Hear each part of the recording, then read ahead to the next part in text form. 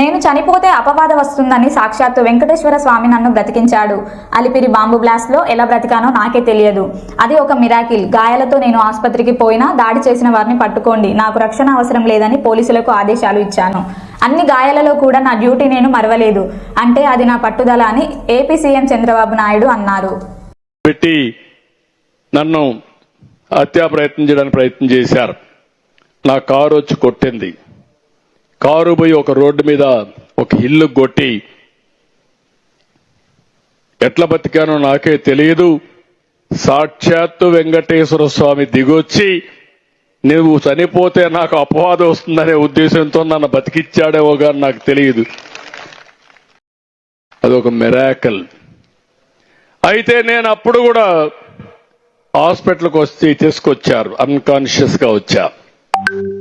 తీసుకొస్తే ఎస్పీని ఒక పక్క చూసా, ఇంకొక పక్క కలెక్టర్ని చూసా. ఏం జరిగిందన్నాం. మీ మీద క్లేమోర్ మైన్స్ బ్లాస్ట్ చేశారు సార్ అన్నారు. ఎస్పీని చూసి నీకేం చెప్పాను అని అడిగా. కాసేపు ఆలోచించి తలకొంచున్నాడు. ఎవరైనా కానీ ఇలాంటి దుర్మార్గం చేస్తే నేను మీకు చెప్పింది వీఐపీని వేరే వాళ్ళు ప్రొటెక్ట్ చేస్తారు, చేసిన వాడిని పట్టుకునే బాధ్యత మీది. చుట్టుపక్కలంతా కూడా కార్డన్ చేసి ఎవడూ తప్పించుకోకుండా ప్రొటెక్షన్ ఇచ్చే బాధ్యత మీదని చెప్పా. ఆ మాట చెప్పినప్పుడు సార్ అంటే నువ్వు అవసరం లేదు, కలెక్టర్ ఉన్నాడు చూసుకుంటాడు, నువ్వు వెళ్ళమన్నా.